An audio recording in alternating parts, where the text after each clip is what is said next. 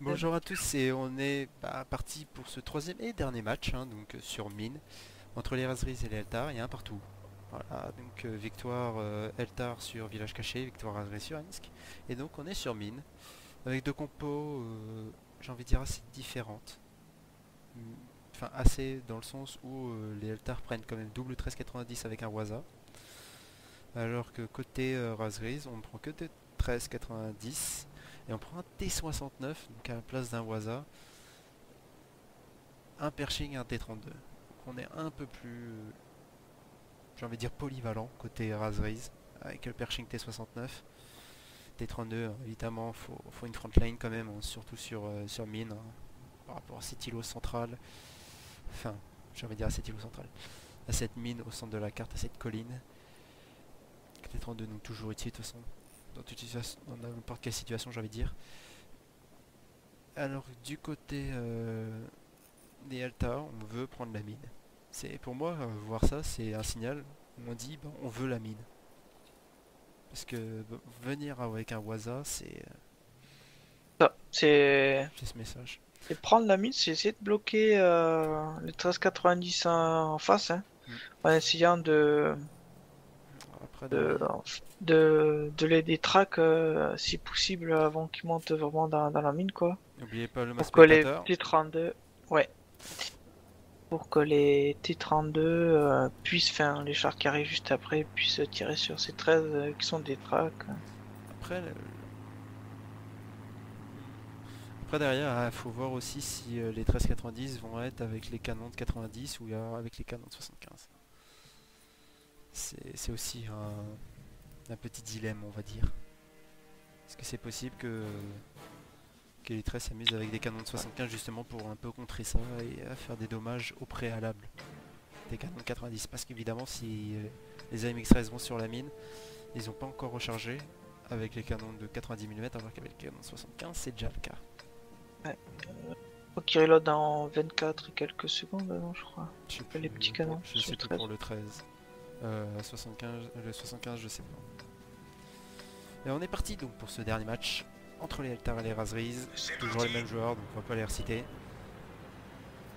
Et on va voir ce que ça va donner derrière. En tout cas, où on n'a pas de surprise, c'est les Eltar qui vont aller chercher cette mine. Et apparemment les Razriz aussi. Ouais. Donc à mon avis, on va avoir une petite surprise au sommet.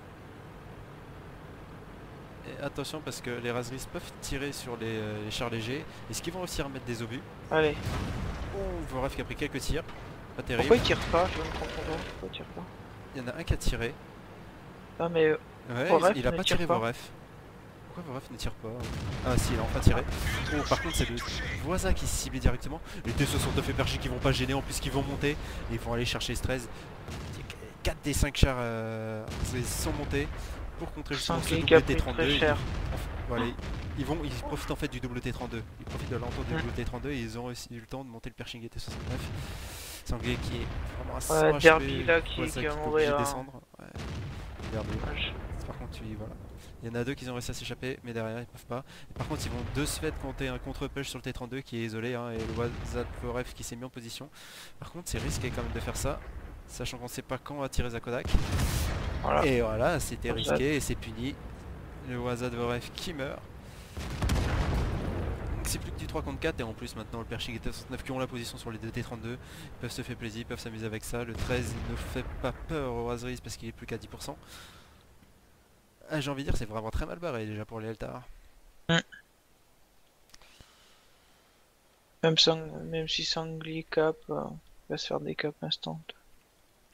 Donc sinon Enfin, vous pas pouvez arriver voir les peut-être. jolis petits panneaux publicitaires, c'est tout mignon tout plein. Ils sont jolis. Sanglier quand même Ouais, qui je a joue à une la Bob marque le Gob, d'action. je monte pas l'action, je monte juste le panneau publicitaire. Voilà, en plus je vive l'affichage comme ça on voit bien. Allez hop. On continue, donc le Bah, tir de Pershing ouais. T69, de toute façon on attend le rechargement et après derrière ça va être le massacre.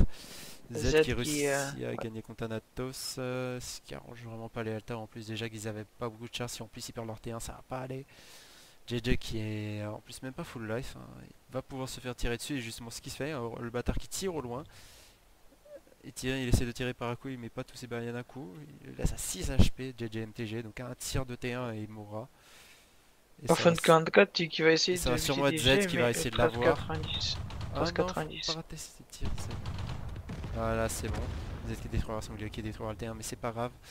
Derrière, on va aller rush ce Sanglier quand même qui a T32. pris, hein. On va aller rush ce T32 de guerrier. On va aller rush César qui passe devant, de l'autre qui passe derrière, qui vont aller agresser à 2 ce T32. De l'autre côté, Rage qui tente de monter, mais bon, il va se heurter au Pershing et au T69.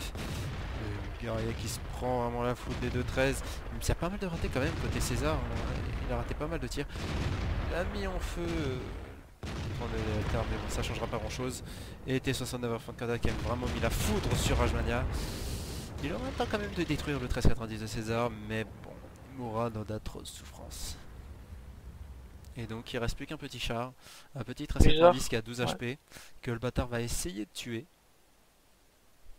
C'est Oui, il peut, de possible, toute façon. il peut, hein, c'est ça le truc. Après il sait pas s'il recharge ou pas, ça c'est la question. Je pense quand même qu'il y a encore quelques obus. Ouh, respect. Et le bâtard qui a pénétré de face sous la tourelle. Ah. Sous la tourelle, c'est les deux sangliers. Voilà, et donc bah, victoire 2-1 pour les Raspberries. Bah, qui conforte à peu près hein, ce qu'on a vu lors de de ce mois, hein, c'est une suprématie Raspberries. Même si c'était quand même chaud hein, pour la deuxième bataille, hein, avec un meilleur rush Eltar, je pense que ça aurait été largement faisable.